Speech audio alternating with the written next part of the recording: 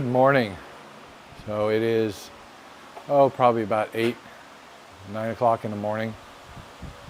My hair's already frizzed out. I didn't put any gel in it, but so I kind of changed direction this morning a little bit because yesterday when I was making my list of items that I needed to finish the stapling underneath the floor and the ducting, I got to make metal sleeves for where the boots go through the floor, and I needed some flex duct to tie on and some tape and some other little minor things. But I was looking at this opening for the garage door, and let me turn it around. I'm going to show you something. So as you can see here, this old trim board that's in here only comes out so far, and I furred this out further, and it's pretty nasty looking. You can see the haggard old board that's there, and of course it was dry rotting down at the bottom, so I had to cut that off, so it was out of my way when I was doing my concrete grinding and stuff. So I pulled off the old trim here, and then you can tell that I added a 2x4 because inside there's a 2x6 right here, and then there's a 2x6 right there. That little 2x4 right there is just to hold that switch box for right now, temporary. But anyway, those will be incorporated into the wall once it gets drywalled and all that. These doors will come off. So I added that in there to fill in that gap, because that board right there, which goes up to handle the mechanism for the garage door. So I furred this part out, and then I'm capping this whole thing on the inside here. So it's going to get capped from here to here, right? Full width, which winds up being exactly a 2x8, 7.5, because it comes out a 1/2 inch past, and I'm going to be putting OSB on the back side here. I'm going to shear that wall on the inside. Here's my new 2x8. I just painted it, and I'm sure you're looking at it going, what? You painted it? Doesn't look painted to me. Well, because I just bought tint base, I didn't have them color it. It's a deep base. It's basically paint without the pigment, the color, which I'm not really worried about a color. I just want to seal it. So I'm using it like a primer. So the back side of this has been primered. It's pretty good heavy layer. And once it's dry, then this guy goes up into the header position. I've already trimmed out, you see the bottom edge of that, I've already trimmed out the shear panel that went beyond. And then once that's in place, then I'll probably counter flash the outside, kind of like I did here, but I'll counter flash from up there and wrap around it, or at least wrap the face of it, right? And then it'll of course get a trim board on it. Vacillating between, my original plan was hardy plank, so horizontal hardy plank siding, because it's a concrete product and it'll last forever, but it does have a tendency to chip if you're not real careful with it. Price-wise, I'm going to do some research. I'm going to check into this, what everybody seems to be going to right now, which is the LP Smart Side. It's a good looking product. I guess got to look at the price point versus the hardy plank, because the hardy trim boards are like concrete and they really are hard to nail on. I did a job for a friend of mine. So I guess this LP Smart Side has got like a, well, of course the face is coated and primered and painted with whatever color you want, and then you get touch-up paint to touch it up, or you buy paint and they just send it to you primed. Either way, the back side has some kind of a wax coating on it to seal it, so that moisture can't get in, so you don't have to paint the back side of it to seal it before you put it up.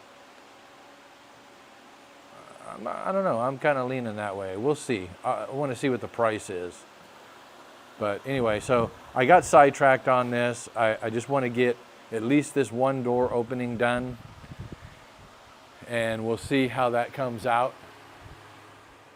Good morning. Good afternoon. I don't know why I always say good morning, because I always think it's morning. Anyway, we've made some pretty good progress here, though I'm not sure if you'll agree with me. But just take a look behind me in this corner right here.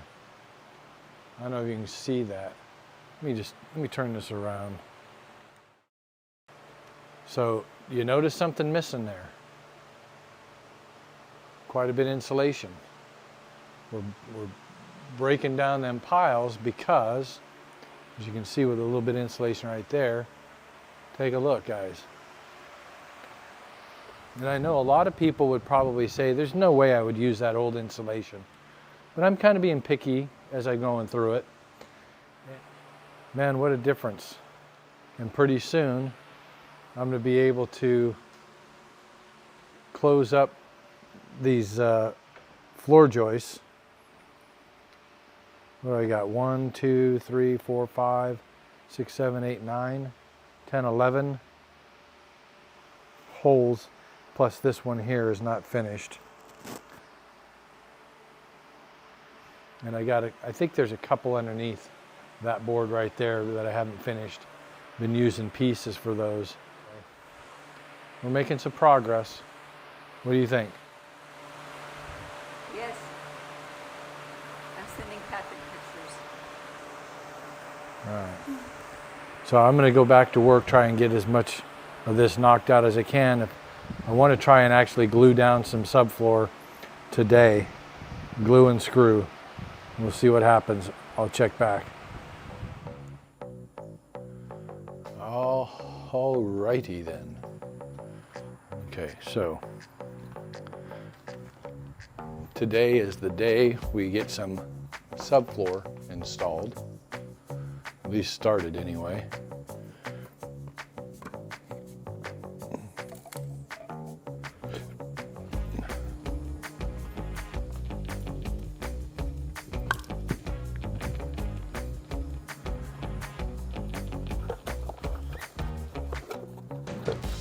Get some stuff out of the way here.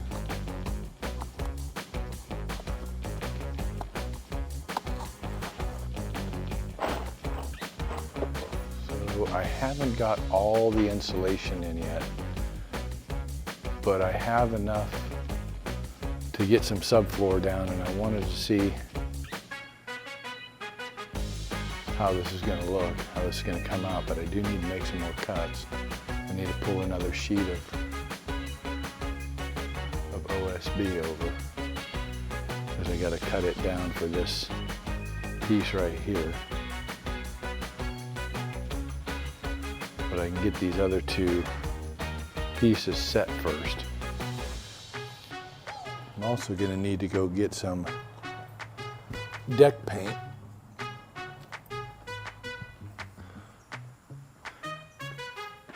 One of the things I decided is that after I get the subfloor down, I want to seal it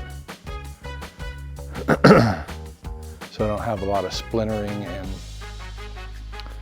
moisture issues, especially since when we put down our new floor, I don't think I'm going to be putting a subfloor on, an underlayment on the subfloor.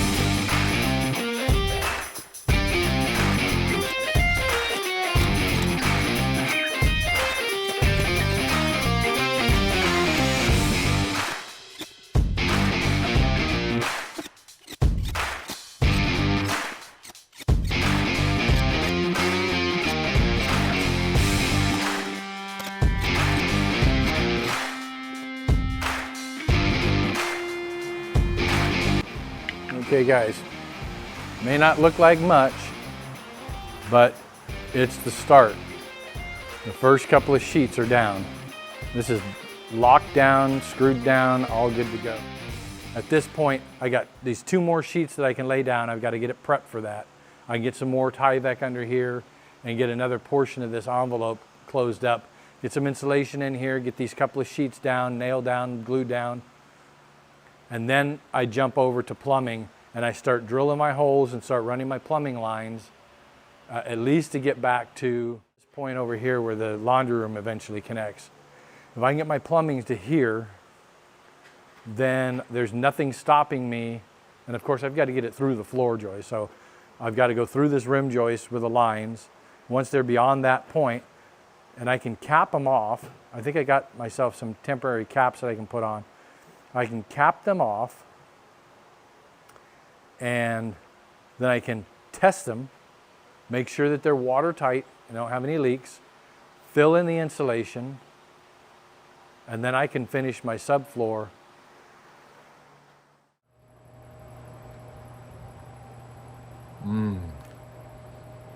So soft and creamy. Hey guys, good morning. Want another bite? Sure, love banana. Because it's, you know, a lot So- of banana. Good morning. We are kind of cooking with some gas a little bit, although we ran into some serious issues yesterday. We are already starting the plumbing phase. I think we talked about this in a previous video, but I'll give you a further update as I open up the garage door here and we go inside. So you know that, well, let me flip this guy around and you can see what I'm talking about. So there we are, man. You can see the subfloor sections that I've glued down, and then I moved all the appliances back over. So they had been sitting over there beyond the fan, and I got them moved back to where they had been before because they're gonna sit here until I get the rest of the subfloor down. I'm sure you guys can figure out, as I put the subfloor down, I've got to work everything toward that back wall. And then when we get to a point where just before we get to that back wall, then I have to basically remove that back wall and rebuild it. But once I remove the back wall, then I finish the subfloor, and then I throw the back wall, the new back wall on, which will be framed in for the window that goes in this 1 bedroom. I'm not replacing the window in that room, but it's going to go into that room, if that makes sense. We had decided, so check this out. So we bought windows for all of the house. And you can see some of these here that are sitting there that haven't been installed yet on this back wall. This is to the back of the house. So that window right there goes into the toilet room, which will be part of the master bedroom bath. We had bought a window to go into this space right here where the electrical panel is right now that's coming out. And that whole wall, as we've discussed before, has got to be lifted up because you can see the trusses all have to be lifted. The roof is doing like this little cattywampus loop-de drop that has to be lifted up and all that. But when we went to figure out the window where it's going to go in place and measured it and went, ooh, we got a little issue here. That window isn't going to fit. Even if I lift this wall up based on where the floor is and how much space there is for the window frame, the window still winds up being a few inches down below the washing machine, and we didn't want that. So Cheryl came up with an idea. What if we use the window that we bought for the laundry room and we put it down here, and let me show you specifically. This is going to be the bathroom right here, but on this side of the bathroom wall, so if you see that red line right there, those 2 red lines right there, that's the wall, that's the back wall of the bathroom, if you will, the left wall of the bathroom. And then this is the bedroom on this side of it. And so right here in that wall is where we're going to put that window. I came in here and I drilled my holes And so there's my 1-inch water main that's going to come in. So I'll take you back over and show you the connection point. If you look right down there, you can see that 1-inch copper coming through the wall. And then do the adapter to the PEX. And then connect the PEX line, which is what that is right there. That 1-inch line is PEX A. Let me back up here. I don't want to back up. I'm walking on top of the trusses again, and you all know how that goes. Anyway, so there's the 1-inch. I've got my adapter on there to 3/4. There's my 2 3/4-inch lines. The first one, the one on the left, and so let me turn back to this position here. The one on the left is hot. The one on the right is cold. Got a T in there. And then it goes down here, and you can see where on the left-hand side, that's my hot water side. And see where it pops up?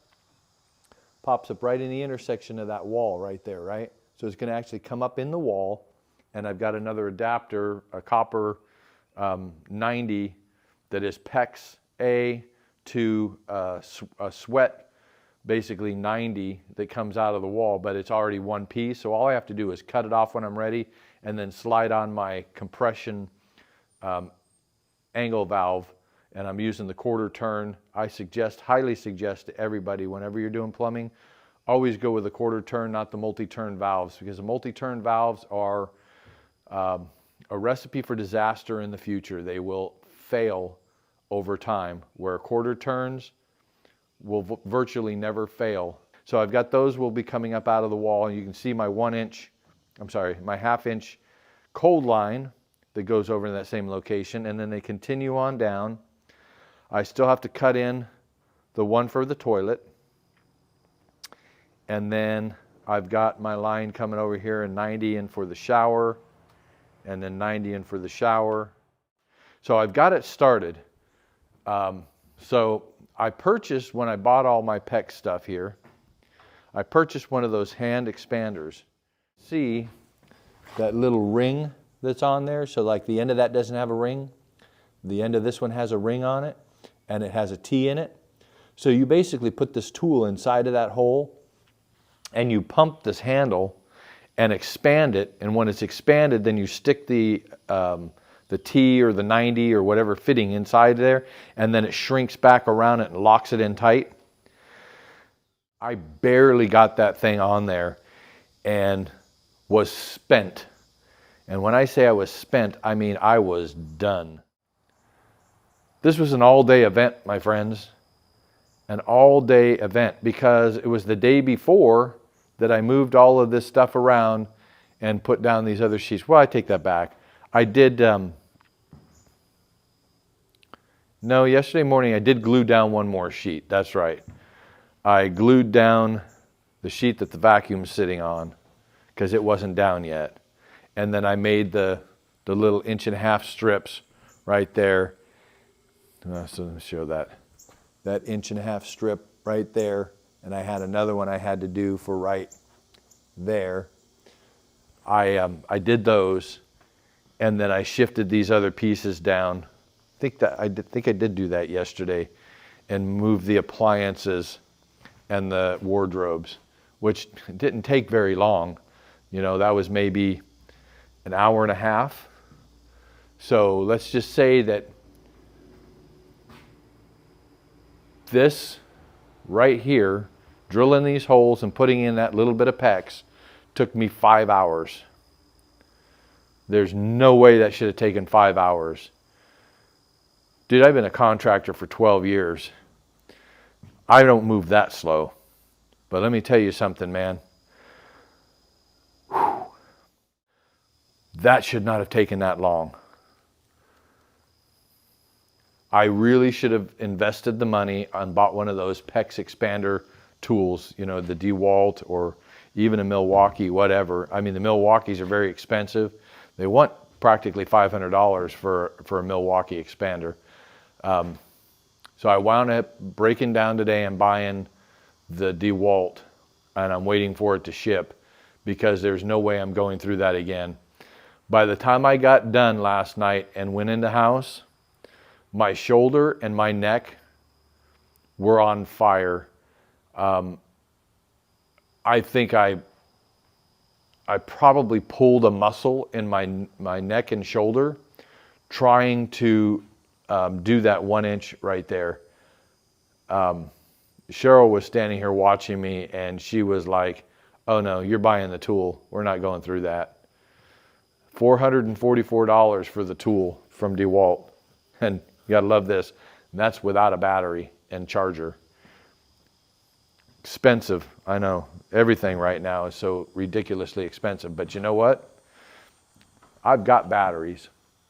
I've got chargers. But I ain't got that tool, and I need it in order to finish this, because I still have the rest of where this run runs across here, and then it has to turn, and I've got runs that go up underneath that window for the sink, and then I've got to come all the way down here, and we've got, I don't know, there's a hose bib that goes off somewhere over there. We've got the runs over here that could take care of the shower there, the toilet there. We've got some that come over here and take care of the sink here. They've got to come over and run through here and go off into the laundry room and back to where the water heater is going to be.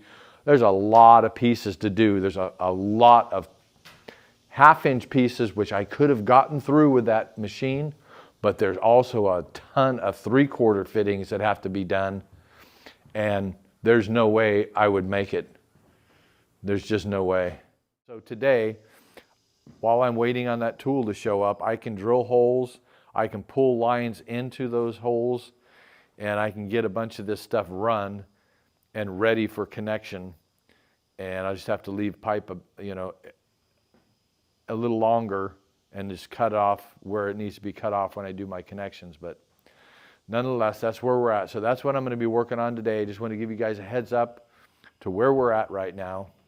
I did get one of my floor boots, and it's underneath that wardrobe right there, but it's cut in. I mapped out the location, and it was perfect. Cut it out. It's a perfect size. All I have to do is push the sleeve up through there. I've got that sleeve already built. It's this guy right there. So you can see that. I'm going to walk around there so you can see it close. So here's what I did. I bought some metal. Anyway, so I bought a couple of sheets of that, and it turns out that they're just short of making one of these. So I can make 2 of those long enough so from here to here adds on the throat, because the throat is only about this long on the boot itself. So it comes to about here. So I expanded it by doing this, and I was able to make one, but it's just short. So if you can see that span right there, that's done with aluminum tape, because that's where you can see the edge right there where it ends, and that's the end, the other end.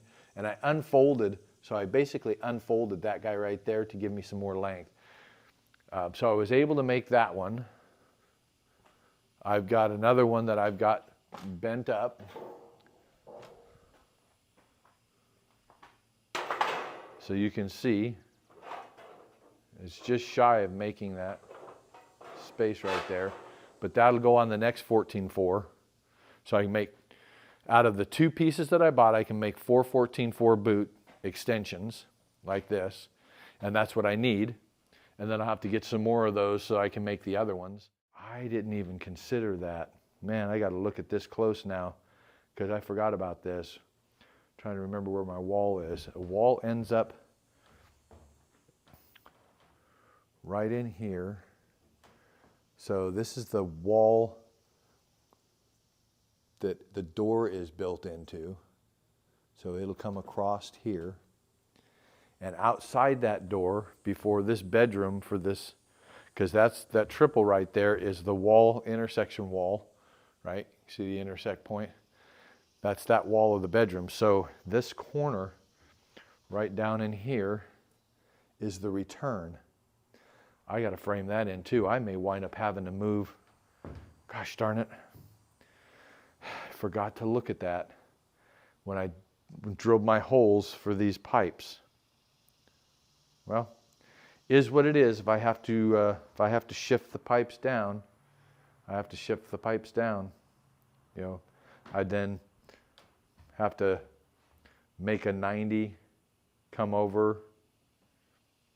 I hate doing that. I hate adding all those 90s and stuff. Oh, gosh, you guys caught me in an oops. Caught myself in an oops. And I'll check back with you guys when I get further along here, get some progress made. The other thing will be nice too is once I get some of that Tyvek underneath here, because really all I got to do is get the underlayment down the rest of the way on this 1/2 and get the Tyvek under there after I get my framing done and my plumbing lines tied in. I'm ready to start insulating.